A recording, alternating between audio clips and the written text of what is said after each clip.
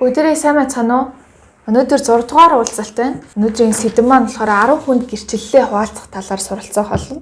Тэгээ өмнөх 7 хоногт та бүхэн ер бусын учралд ороод маш их ивэлийг авсан гэдэгт итгэлтэй байна.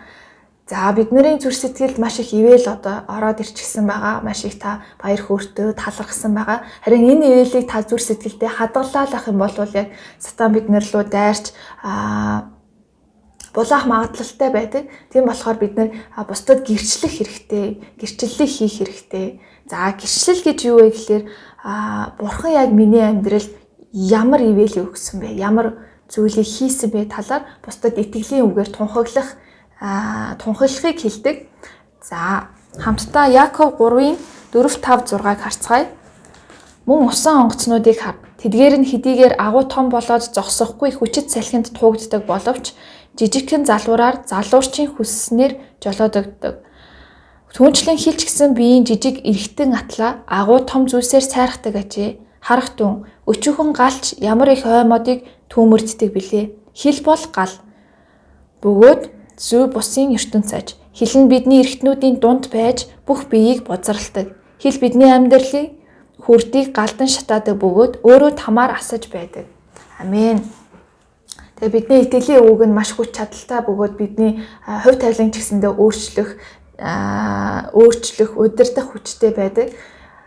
За тэгээ бидний амнаас гарч байгаа үгсийг яг бидний тарих болохоор яг худлаа хэлж гин үү, үнэн хэлж гин үү гэдгийг ялгах чадваргүй байдаг. Миний амнаас гарсан үгснийг болгоныг энэ үнэн юм байна гэж хүлээж авдаг. Тийм болохоор илүү их итгэлийн үгийг тунхагладаг, сайн үгийг ярьдаг байгаасаа гэж хүсэж байна. Амен.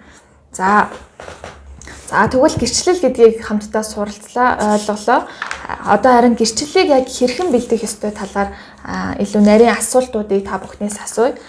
За гэрчлэлийг бэлтгэхээс өмнө хамтдаа бас бичих хэрэгтэй. Гэрчлэлээ цаас гаргаа та бичээрэй. Хамгийн ихний асуулт гэх юм бол та Есүс Христэд итгэхээс өмнөх өөрийнхөө амьдралын талаар, мөн хэрэгцээний талаар би яг ямар хандлагатай байсан бэ? Би яг ямар хүн байсан бэ талаар бичээсэй гэж хүсэж байна. Жишээлбэл надад амар тайван байгаагүй, амьдралын утга учиргүй байсан, зориггүй байсан, сэтгэлээ хуваалцах дотн найзгүй байсан, байнга үхлийн талаар айдастай байсан, шунал намайг захирч байсан. Амьдрал ямар ч өдөөлт байхгүй, нэгэн хэвийн амьдралаар амьдардаг байсан. Энэ мэтчлэн та доошо цуулаад бичээрэй. За хоёрдугаар асуулт гэх юм бол Есүс итгэхээс өмнө миний амьдралын яг гол төв нь юу байсан болов?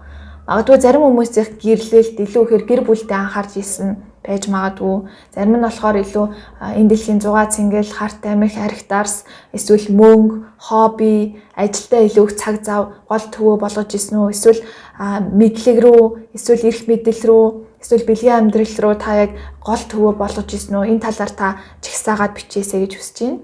За 3-р асуулт гэх юм бол эдгээр зүйлс нь намайг хэрхэн цөхрөөл шантралд хүргэсэн бэ талаар илүү дэлгэрэнгүй та бичээрэй. За 4-т нь гэх юм бол Есүсийн талаар та анх яаж, хизээ, хинээс сонссон бэ? Бас ер бусын учралд ороход танд ямар асуудал гарсан бэ? Яг тэрийг яаж даван туулаад ер бусын учралд орсон талаар бичээрэй. За 5-дугаар гэх юм бол Есүсийг хүлээн зөвшөөрсний дараа таны амьдралд бий болсон өөрчлөлт юу байсан бэ? Таны хандлага яаж өөрчлөгдсөн бэ? Таны махан бие, таны амьдралын өөрчлөлт яг юу байсан талаар тодорхой бичээсэй гэж хүсэж байна. За 6-дугаар асуулт нь болохоор Есүсийг хүлээн авсны дараа таны амьдралд бий болсон яг шийдвэр юу байсан бэ? Би Есүс Христийг бурхан гэж хүлээж авсан, би эзэн гэдгийг хүлээж авсан. Харин цаашдаа яг та яаж амьдрахыг хүсэж байна? Таны шийдвэр юу вэ? Та тэрийг ч бас бичээсэй гэж хүсэж байна. За ингээд хамтдаа гэрчлэлийн тодорхойлолтыг мэдсэн, бас гэрчлэлийг бэлдэх энэ асуултууданд хариулчлаа. Харин одоо гэрчлэлээ бид нэр бэлэн болгосон гэрчлэлээ хэрхэн яаж ярих ёстой талаар суралцъя. Энэ бол эхлээд та тухайн хүнд найдвар төрүүлж яриагаа эхлүүлэх хэрэгтэй. Ярилцаж байхдаа тухайн хүний ажил ч юм уу, амьдралын хэм маяг ч юм уу, асуудал ч юм уу тэр бүгдийг сайн сонсоод маш сайн хариу үйлдэл үзүүлэх хэрэгтэй. Тэгээд таны ярьж байгаа гэрчлэл нь хитрхи нуршуу биш, хитрхи хурдан биш байх хэрэгтэй. Яг 1-2 минутын дотор та өмнө нь гэрчлэлээ бичсэн зүйлсүүдээ яг товч тодорхойгоор болгоод яг хүнд ярьж байгаа мэт яг л гэрчлэл хийхдээ яах ёстой талаар бас та бэлдээсэй гэж хүсэж байна. Тэгээд юунаас илүү та гэрчлэл хийхээс өмнө Бурхны өмнө залбираарай. Тэр гэрчлэлийг ярихтаа сандрах хэрэггүй. Яагаад гэвэл Бурхан удирдах болно. Яг ариун сүнс бидний дотроос ажиллаа хийх болно. Амен. Хамтдаа нэг ишлэлийг харцгаая. Матай 10:19-с 20. Тэд та нарыг баривчлах үед яах билээ? Юу хэлэх билээ гэж бүү санаа зовоо. Учир нь хэлэх зүйл чинь тэр цагт та нарт өгөгдөнө. Ярих чинь та нар бус, та нарын дотор яригч эцгийн чинь сүнс юм аа. Ийм учраас та яг тийм энэ гэрчлэлийг зөвхөн Бурханд даатгаарай. Ариун сүнс гарцаагүй удирдах болно. Та яг ариун сүнсээр удирдуулагдасаа гэж хүсэж байна. Амен. Тэгээд 10 хүнд болоод 10 хүнээс дээшийн хүнд заавал гэрчлэлийг яриасаа гэж хүсэж байна. За мөн бас хэлэх юм нь болохоор та яг нэгээс доош 10 хүртэл цуулж хичээд тухайн гэрчлэл ярьсан хүнийхээ нэрийг, хүйсийг, ажил, тэгээ утасны дугаар бас гэрчлэл ярих үед яг ямар хариу үйлдэлтэй байсныг нь тэмдэглээсэй гэж хүсэж байна. Сайн, дунд, муу гэсэн 3 тэмдэглэгээр тэмдэглээрэй.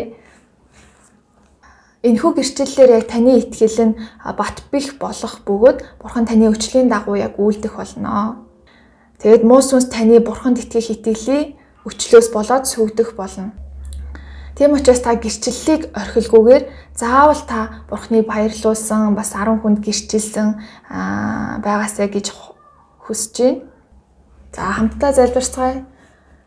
Баярлалаа Бурхан минь танд талархаж байна. Эзэн минь та бидэнд үнэхээр маш их ивэлийг та өгж бас үнэхээр маш гайхамшигтай авралыг та бидэнд зөвшөөрч өгсөн танд талархаж байна. Бид бас үнэхээр ер бүсийн учралд ороод энэ ивэлээ алдахгүй төлөө бусдад ярилцаж хуваалцсан, гэрчилсэн байхыг хүсэж байна. Ариун сүнс та зөвхөн удирдах өгөөрэй. Бурхан минь 10 хүнтэй уулзах болно, алхах болно, ярих үед эзэн минь таны ариун сүнс удирдах болно гэдгийг тунхаглаж байна.